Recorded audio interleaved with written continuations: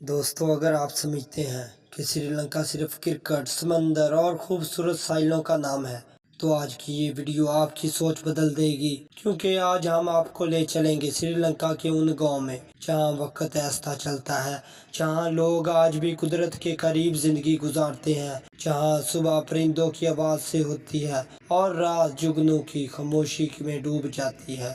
یہاں کے لوگ زیادہ امیر نہیں، لیکن ان کے چہروں پر پرسکون ایسا ہے جو دنیا کے بڑے شہروں میں بھی کم دکھائی دیتا ہے۔ آج ہم جانیں گے کہ سری لنکا کے گاؤں کیسے ہوتے ہیں، یہاں کے لوگ کیا کھاتے ہیں اور ان کی روزمرہ زندگی کیسی ہے، اور آخر کیوں دنیا بھر کے سیاح ان دیہات کی دیوانے ہیں۔ تو ویڈیو کو آخر تک ضرور دیکھیے گا، کیونکہ آج ہم آپ کو دکھائیں گے سری لنکا کا وہ رخ جو اکثر لوگ کبھی نہیں دیکھ پاتے۔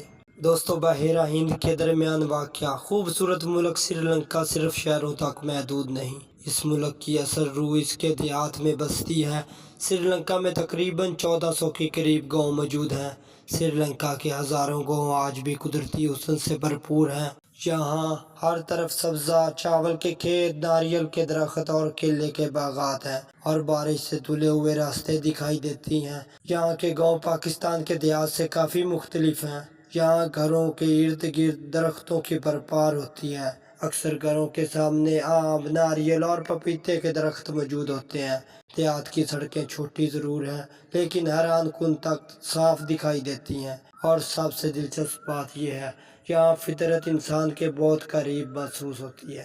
سری لنکا کے دیہاتی لوگ انتہائی سادہ اور مہمان نواز مانے جاتے ہیں۔ یہاں کے لوگ زیادہ تر زراعت، ماہی گیری اور چائے کے باغات میں کام کرتے ہیں۔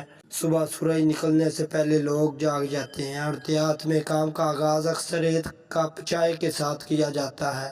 یہاں کے کسان گھنٹوں کھیتوں میں محنت کرتے ہیں۔ کچھ لوگ دھان کی کاشت کرتے ہیں، جبکہ کچھ ناریل یا مصالحوں کے باغات سنبھالتے ہیں۔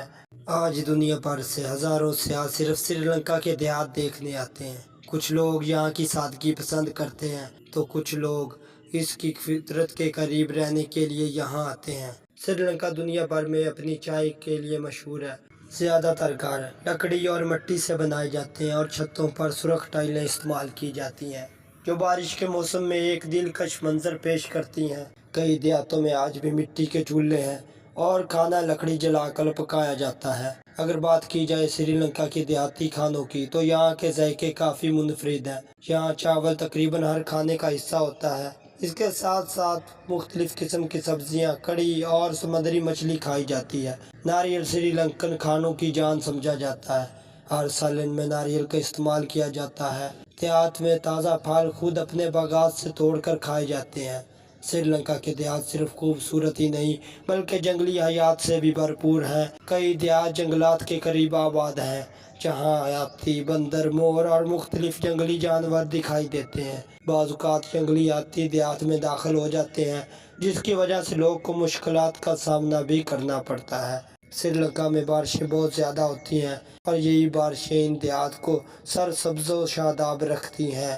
اگر آپ کو یہ ویڈیو پسند آئی ہو تو ویڈیو کو لائک کریں، چینل کو سبسکرائب کریں، اور کمنٹ میں ضرور کیسی لگی۔ اگلی ویڈیو تک کے لیے ہمیں دے اجازت، ملتے ہیں ایک نئی ویڈیو کے ساتھ۔ تب تک دعاؤں میں یاد رکھیے۔ اللہ حافظ۔